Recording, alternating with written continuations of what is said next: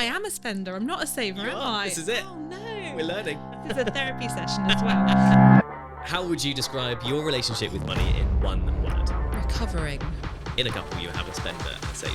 Does everyone think that they're a saver? I don't know. I'm 34. I'm a speech therapist. My salary could be better, but I'm NHS. I don't think anyone goes into the NHS necessarily following money. I'll be clapping outside for you tonight. Get your pots and pans out. I don't want value cheese. I have to say, aged cheddar. Fair enough. Definitely hit loans a bit hard. So what situation were you in then? Not having any cash to my name whatsoever. So it was all it was all debt. Yeah, it was really scary. The shame is real in that kind of scenario, right? Yeah, so hard, yeah. What were the loans that caught you out? I thought I was being smart by asking for less, but actually that's what caught me out. That loan story has just kind of made you that person. Without that experience, I wouldn't maybe be... Emma, thanks so much for coming on the podcast. Thank you for having me. How would you describe your relationship with money in one word? Recovering. Recovering? Yeah. Now that tells a story in itself. Doesn't it? Expand on that for us. I suppose it's more recovered now. But when I was younger, probably early 20s, I, like most of us, from what I can tell, we don't learn a huge amount about money at school, or and my parents didn't really share much either, beyond sort of budgeting, and definitely hit the loans a bit hard, and got a bit caught out. So had a long recovery from that. Very independent person, so I was like, I've got to do this myself. Got there eventually. So now I am being much more careful and much more planful. So what situation were you in then? If you said it's taken you, up to 14 years recovery? Probably maybe 5-10 years. So still a while. But that's to get to a place where I feel like I'm in where I want to be with it, rather than kind of breaking even, if you like. I have had some cash to my name for a little while now, but to be in a place where I feel like I can manage and I'm not drowning is probably the last 5-10 years. And you've described it there as drowning. Yeah. I think for a lot of people, levels of sort of debt can be sort of perceived in different ways. Mm-hmm. What was it for you? What was the drowning? How do you sort of describe that? So for me, that was not taking into account all sort of loan and savings, etc. Just not having any cash to my name whatsoever. So it was all it was all debt. And some savings that I was managing to use. So everything that was coming in every month was going straight out again.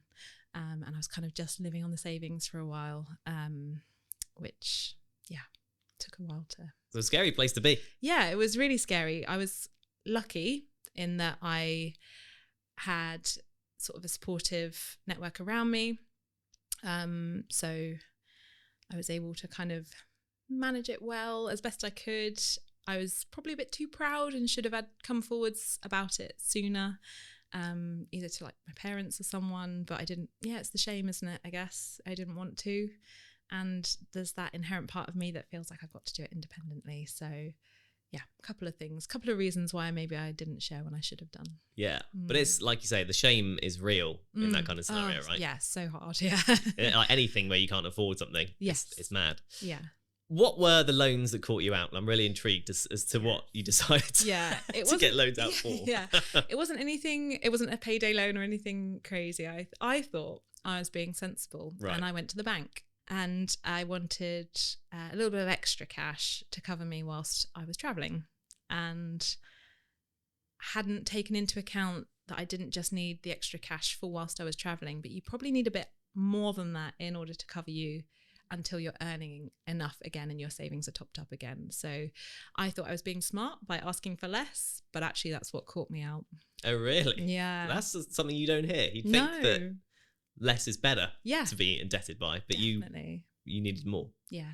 Yeah, and they did talk to me at the time. I remember someone suggesting at the time that you should take out more, and I thought, this is a con. Like, you're trying to get me to give you more of my money at the end of the day. And yeah, no, it turns out they were right. But sort of for the wrong reasons. Yeah. And how old were you when you took out this loan? I was about 19. Okay, so that's prime clueless money life, right? Yeah, you're just finding your feet. You think, I'm so grown up. All of a sudden, trying to do things independently, and then, hitting the wrong button and doing it wrong. So, yeah. When I think back to that sort of time, my relationship with my bank account was, I didn't want a relationship with my bank account. I didn't want to know what was in there. I just sort of was ignorance is bliss kind of with it. Sure, yeah. You presumably, were you the same at that point, or were you sort of in control of it in terms of you knew what the numbers were, but the loan kind of hit you in the wrong way? Yeah, I think I thought I was in control enough in that I was saving to go travelling and was working full time. So I saw a pile of cash and thought, that's mine. I can do what I like with it. But didn't kind of think long term with it, because I guess you don't when you're that age necessarily. And now you're 34. Yes. What's your money relationship like when it comes to things like loans and, I guess, keeping on top of things, really? So I actually now, I do still use loans in that I have credit cards that I put all of my spending on, but I now only get out 0% credit cards, and I always make sure that I have the cash to pay that off sat in a savings account, so it's actually making me money. So a lot of faff, and I think I've gone the other way now, where I'm like overly analytical of what I'm doing. Okay. And I've got a really handy spreadsheet that someone gave to me that has kind of developed over the years. You become an Excel fiend, have you? Oh, I love a spreadsheet. Yeah, definitely. And you have a mortgage now with your partner. I do, yeah. How has he sort of seen that recovery, as you put it? Yeah. Has he been a big part of it? Has he just sort of been a witness from behind as you do it all independently, as you said? He's been really supportive and actually helped me kind of just to get it over the line, particularly because after I met him, I then decided to go to university. So I didn't do it straight from college. So that was potentially another huge debt in itself. But no, he was really supportive of me during that time. So I appreciate I've been quite lucky. And yeah, not having to totally go it alone, despite me saying that I want to be independent. Do you really want to be independent? Yeah. And you referenced the spreadsheet you have. Yes. Do you have a joint one? And I ask this because me and my partner have, for a year or a couple of years now, started to do like a money meeting. Okay. Where every month we sit down, we've got the joint spreadsheet of what's coming in, what's going out. Yes. Changed the game for me personally. She's an accountant, so she already knew what was going on. It just helped me just to be a bit more aware of things. Sure. Do you guys do anything like that? Is there any kind of note? We probably should. Actually, out of the two of us, we were talking about this before I said that I was coming today, and he sort of laughed because I've sent him my spreadsheet before that I use to try and help him out as well, and he's not as good with money. He's not as planful, shall we say. So he's a bit more impulsive. Okay. So it takes, we have separate accounts basically. So we don't share we don't have a shared joint account, but we do everything we split it. And we kind of work that out every month based on statements and stuff. So you do have a kind of meeting of sorts, in right? If you're having to do that every month and working out what's going in. Do you wish you did have a joint account, or are you quite happy with how it is? No, we actually have a joint credit card. So we use Amex, American Express, and it gets us air miles as well. So we put everything on that and then pay it off at the end of every month. And that is, in fairness to him, that is his responsibility to look at the statement, which is so helpful. Yeah. So he'll tell me what I owe him each month, and then he pays it off. So nice. Okay. It works well. It's so interesting how differently everyone does these things. Yeah. Do you find yourself in conversations with other couples who do it completely the opposite? Definitely. Like some friends who have joint accounts and everything is shared, and then others who will just have their own cards as well and just do everything separately. So yeah, there's so many different ways of doing it, isn't it? And I think it's just finding the right way for you, isn't it? It's a personality thing, isn't it? Yeah. Yes. Gotta be. Yeah. I've got a question now, but I think I already know the answer. Oh. What's your biggest money regret? Is it that loan? Yeah. 100%? Yes. Yeah. Yeah, without a doubt. So proud for being able to clear it and other things and getting to the place where I am now. But yes, that would have been a stress I didn't need. Yes. Definitely. And the opposite then? The best investment you've ever made? Without sounding corny, time actually, just to think about it every month and talk about it. Investment, good question. I guess the house is one, in that, yes, it's a slow payoff, but it's giving us so much joy every day. So yeah, worth it. And the time thing, I know you said it's corny, but it's not. Okay, it's interesting. Okay. So you're actively giving yourself time each month. Yes. And that's the best thing that you do money-wise. Definitely. Yeah. Well, if I stick my head in the sand, I know I'm probably doing that because I'm spending too much and I don't want to think about it. Right. Yeah. And when I do actually sit down and look at it and think about it, I feel so much better because I know what I have to spend and I know that I'm okay. And that fear inside of me doesn't come welling up from previous experience. Yeah. Yeah. Well, so we're quite similar in that because I'm the same. I'm kind of always sort of checking my banking app to see, have I definitely got some money? Is this paid? Do I know when this is coming out? It's an interesting thing. I wonder what causes that defect. Yeah. It can be a problem, definitely. Yeah. But it's interesting because this links in quite interestingly with couple dynamics. And they tend to say, in a couple, you have a spender and a saver. Yes. And in one way, you could say that you were the saver and your husband was the spender, based on what you've said. Yeah. But you've actually got that deep down. If you do just stick your head in the sand, you can just go and spend if you wanted to. Yes. And I think it's probably that, is this fair to say, does everyone think that they're the saver? I don't know. Because if you're... I know that I'm not, put it that way. I probably do spend more than my husband thinks I should, right, on things that are of value to me. Yeah. So I think he's the big spender because he's spending it on things that aren't of value to me, but they are of value to him. So that's just as valid. And I should probably not put him down for that. But could it be a relationship of two spenders? Yeah, probably. Yeah. That are trying to be careful. Right. Yeah. Okay, I've got a scenario for you now. Mm-hmm. We're doing the weekly shop. Yes. Where do you go out of interest for your weekly shop? Sainsbury's. Sainsbury's, okay. When you're walking around, how much are you worried about the cost per gram and if something's on a deal and if something's on a yellow sticker? What is your sort of mind process as you're doing the shop? Yeah, I mean, this probably from when I was in trouble became a real sort of thing I could control, and I was really proud of myself for getting like the cheapest shop that week or whatever. So I will always probably look for the yellow tickets, particularly on like the more expensive items, so like meat and stuff. Bung it in the freezer, and then it's a meal for another week. But yeah, I generally do look at like the price per gram going round, unless it's something again that I really value and I really want, because we do like our food. What are those things? What's the first thing that comes to your mind? I don't mind getting value baked beans, for example. Right. But I don't want value cheese. No? Really? I can taste the difference. You can? Yeah. What cheese are you buying then? Well, often like an aged cheddar. But what's the brand? I need to know the brand. Sometimes Own. You know, when they do the little parcel on the so you're just going shelf. for the posher stuff. Yeah. Tastes better, John.